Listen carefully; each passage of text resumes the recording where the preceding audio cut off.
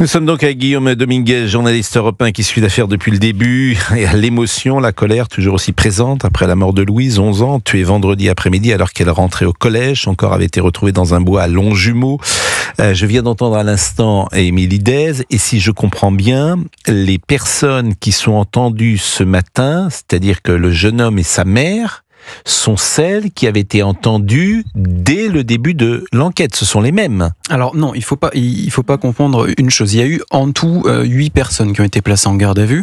On a eu le soir où ils ont découvert le corps de Louise, un couple de jeunes qui ont été placés en garde à vue assez rapidement puisque le profil du jeune homme correspondait à la description d'un homme sur des caméras de vidéosurveillance. Ces jeunes gens ont été assez rapidement mis hors de cause. Un alibi a justifié qu'ils ne se trouvaient pas là.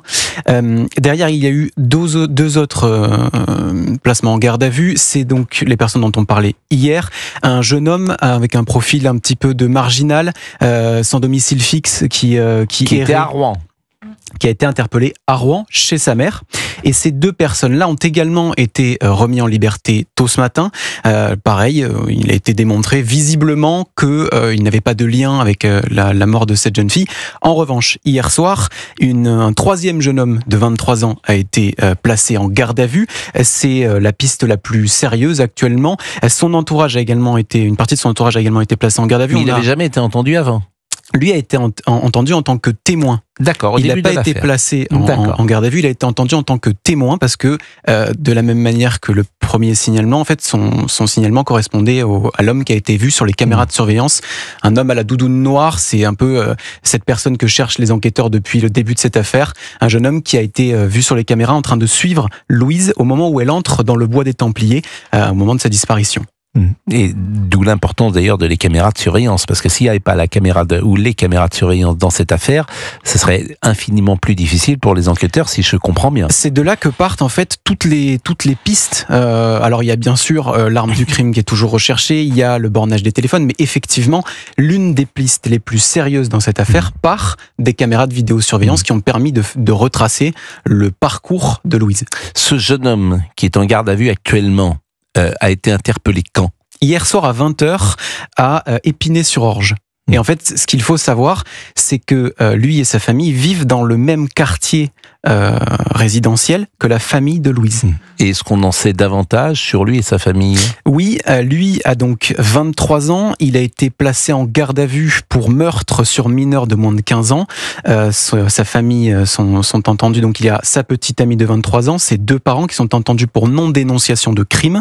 Et en fait, dans cette histoire, ce qui est très troublant, c'est que lui a été arrêté parce que son signalement correspond, comme je vous le disais. Il a, au moment de son arrestation, les enquêteurs découvrent des traces de coupures sur ses mains. Donc visiblement, ça pourrait matcher avec ce qui s'est passé au moment de la disparition de la jeune fille. Et c'est un élément aussi extrêmement important. Au moment où ils ont recueilli les témoignages de ces personnes-là au tout début de l'enquête, les enquêteurs ont découvert un manque de cohérence, des incohérences dans leurs déclarations, notamment sur les emplois du temps de chacun, des versions qui correspondent pas, et c'est ça qui a aussi un peu mis la puce à l'oreille des enquêteurs. Et en plus, on a un voisin qui identifie formellement ce jeune homme sur les images de vidéosurveillance. C'est ça qui pousse en fait à l'arrestation de ce jeune homme hier soir. J'entends ce que vous dites avec évidemment toute la prudence qu'il faut avoir sur ce type d'affaires. Ce matin, nous étions avec Gilbert Collard, qui est l'avocat que vous connaissez dans l'heure des pros sur CNews et Europe 1, et je vous propose d'écouter, parce que je vais poser des questions notamment sur la garde à vue. La garde à vue, c'est simplement 48 heures, hein, nous sommes d'accord. La garde à vue a été réglementée en 1958. Avant, il n'y avait pas de réglementation. À tel point qu'on perdait des individus. On savait plus où ils étaient. C'est la raison pour laquelle on a réglementé la garde à vue. Parce qu'on pouvait être gardé par la police 15 jours, 3 semaines. Miss Etienneau, par exemple, qui ont été probablement victimes d'une erreur judiciaire, se sont tapés 14 jours de garde à vue. La violence de notre société, Gilbert Collard l'a exprimé.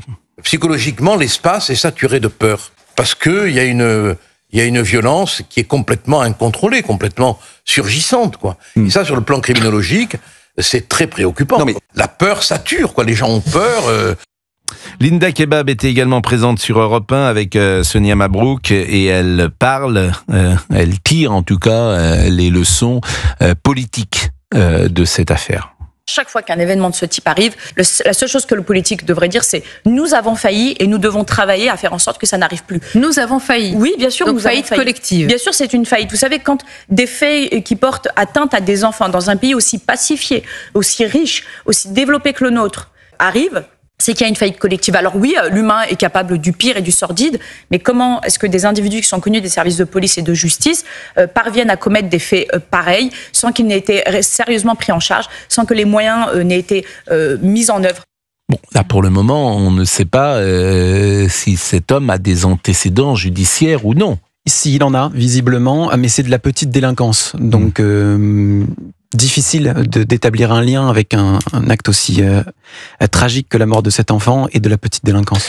Manifestement également, la petite Louise a été tuée, non pas d'un, non pas de deux, mais de nombreux on parle d'une dizaine, oui, effectivement. Oui, c'est ça qui est absolument sidérant, atroce, d'ailleurs, d'entendre cela. C'est cet acharnement, ça a d'ailleurs été l'un des éléments sur lesquels les enquêteurs se sont penchés, puisque c'est pas anodin, l'acharnement dans ce genre de situation. Le parquet explique que la victime, Louise, a été frappée dizaines de fois, visiblement, dans des zones vitales. Selon nos informations, les coups auraient été portés au niveau du cou et du torse. Et donc c'est effectivement un élément qui est extrêmement important, puisque ça démontre d'un acharnement sur la victime. Ce que vous dites, c'est évidemment fait froid dans le dos. Benjamin est avec nous, c'est un auditeur, et vous allez peut-être pouvoir lui répondre, si tant est qu'il ait une question à nous poser. Bonjour Benjamin, vous avez quel âge ? Bonjour Pascal Pro, j'ai 24 ans. Vous habitez où ? J'habite dans l'Aisne.